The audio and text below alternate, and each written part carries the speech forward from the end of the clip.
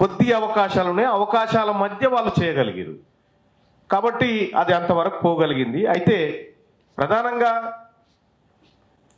ఇటీవల ఇప్పుడు మన దాంట్లోనే మనల్ని పెట్టి దెబ్బ కొట్టేటువంటి కార్యక్రమం చేస్తారంటారు, కానీ మనల్ని శత్రువుగా భావిస్తలేం కాబట్టి మనకు దెబ్బలతో పని లేదు. ఫస్ట్ ఆఫ్ ఆల్ వాడు మనవాడే కాబట్టి మనకేం ఇబ్బంది లేదు.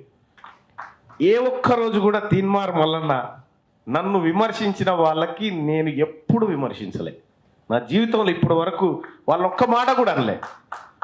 నేను ఒక మాట ఏం చెప్పినంటే, తిట్టినా నా కూడా తిట్టాలరా అని చెప్పిన. నన్ను ఇంకోటి తిట్టడానికి కూడా ఛాన్స్ లేదని చెప్పిన.